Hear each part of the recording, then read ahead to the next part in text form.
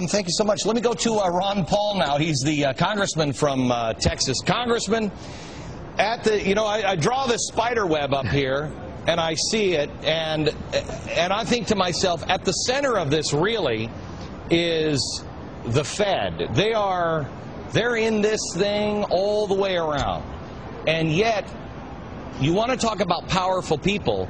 You've got a majority of congressmen that are willing to say, we need to open up the books of the Fed. You can't even get this thing brought to the floor now. Why is that? Well, so far we haven't been able to. We have 273, which includes almost 90 Democrats, so the large majority of the congressmen want it. They don't want it because they really understand the issue and they're not motivated by philosophy as much as the fact that this has struck a chord with the American people, and the American people are demanding more transparency. So I think this is very good. Now, I think we had the first demonstration last week when Jim DeMint tried to bring it up in the Senate. Even though he was doing exactly what they had done 4 times on that same bill, they ruled him out of order and said, well, you're not following the rules. That means the information is coming up from above and on down. That means from the administration and leadership, both Republicans and Democrats. So who's blocking it? Can you name names? Who's blocking it? Well, I don't know the individual, but I would know one thing. If Obama wanted change and change of the system, at least exposure, he could do something. But, he got nearly $1 million from Goldman Sachs. So we don't expect anything from the administration. The same people, whether this to me is a perfect example of my argument that I've made, and I think you generally agree with it. There's not a whole lot of difference between the two parties. No. They're owned by the same people. You take this Goldman Sachs issue. Wouldn't it be revealing if we were able to get the transcripts and all the agreements and discussion that all Treasury and all Federal Reserve officials have had with Goldman Sachs? I mean, that would be a revelation. But, boy, they're hysterical when they think we're coming down close to saying that we might be able to open up the books. I got some information the other day that during another crisis in Central America, the banks were in trouble, and our Fed went to the IMF and told the IMF to pay the interest to the banks. I mean, that's how corrupt it is.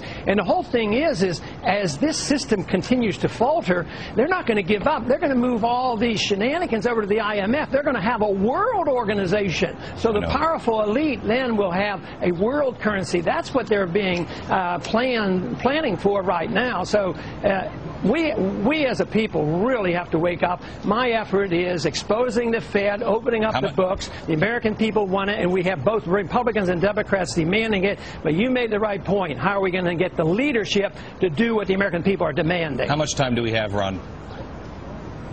How much time do we have to wake up? That is hard to say. Timing is really tough in Austrian economics. We know what the inevitable outcome will be.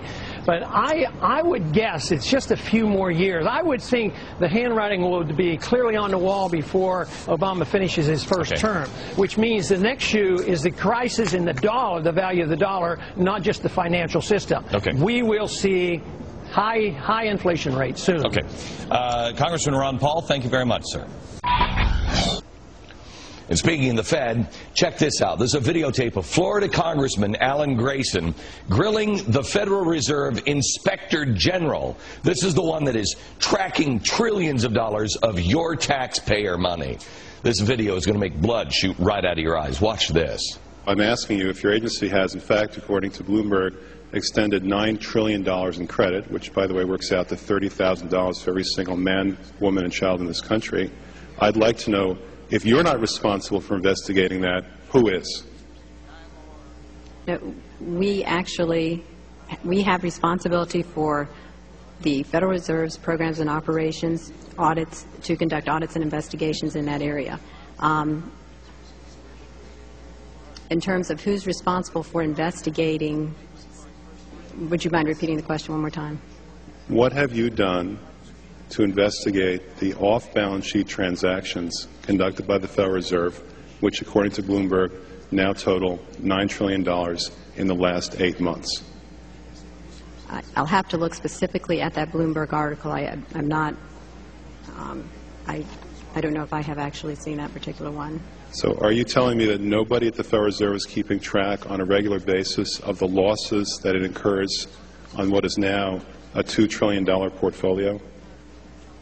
I don't know if you're telling me that you're mentioning that there's losses. I'm just saying that we're not, until we actually look at the program and have the information, we are not in a position to say whether there are losses or to respond in any other way to that. Coming up.